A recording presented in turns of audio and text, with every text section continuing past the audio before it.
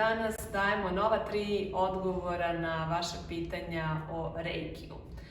Danas sam izabrala 3 pitanja koja ste postavili na Facebooku kod nas. Dakle, prvo pitanje je ko sme, a ko ne sme da koristi Reiki. Stvarno jako važno pitanje. Smeju svi da koriste Reiki tretmane, osim u 3 slučaja. Prvi slučaj, ne smeju da koriste Reiki, odnosno da primaju dijabetičari koji su na insulinu.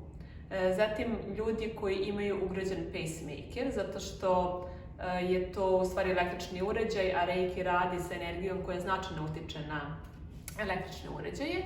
I ne smiju da koriste ljudi koji su u komi ili u anesteziji. To je zato što nisu svesni, a za primanje Reiki je potrebna ipak svesna namera, odnosno svesna odluka. Ali za sve druge, bilo da su u pitanju deca ili ljudi odrasli, svi mogu da primaju energiju života, odnosno univerzalnu životnu energiju koju znamo pod imenom Reiki. Drugo pitanje je da li se Reiki može koristiti za još nešto osim za ljude. Može, naravno. Dakle, Reiki se koristi i na odraslima i na deci. Reiki, pored toga, može da se koristi za pročišćenje i obnavljanje životnog ili poslovnog prostora. Dakle, prvo se očisti taj prostor energijski, zatim se napuni pozitivnom životnom energijom, odnosno Reikijem. Zatim može da se koristi za životinje, za biljke, a ono što je meni najlepše je što može da se koristi za razne životne situacije, recimo za isceljenje odnosa među ljudima, za opraštanje, za neke prošle događaje i tako dalje. Može čak da se šalje i u budućnost, dakle u situacije koje vas očekuju, u kojima vam je važno da možete da nekako utičete na ishod, u kojem vam je važno da energetsko polje bude opušteno, ispunjeno svetlošću, ljubavlju, podrškom i spremno za jedan pozitivan rezultat. Treće pitanje je da li je Reiki bezbedan?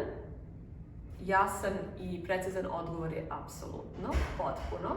Dakle, Reiki nema nikakve nuspojave i neke efekte koji bi bili zabrinjavajući ili nepoželjni.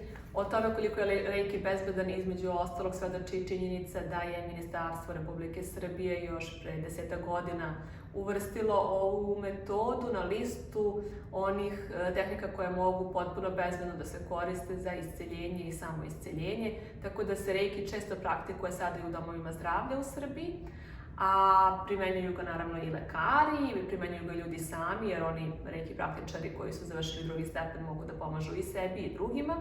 Širom sveta preko 60 zemalja ima odobren Reiki kao sasvim prirodnu metodu i postoje čak i bolnice u preko 15 zemalja sveta koje su specijalizovane samo za Reiki, gde se ljudi koji boluju tretiraju isključivo životnom energijom, odnosno Reiki. Ako imate još nekih pitanja o Reikiju, zovite, pišite ili zakažite besplatnu konsultaciju. Prodiskutovat ćemo situaciju koju vi navedete da je vaš trenutni ili aktualni problem i videti da li je Reiki pravo rešenje ili možda neka od drugih usluga koje nudimo, poput meditacije, regresoterapije, hipnoterapije itd. Vidimo se.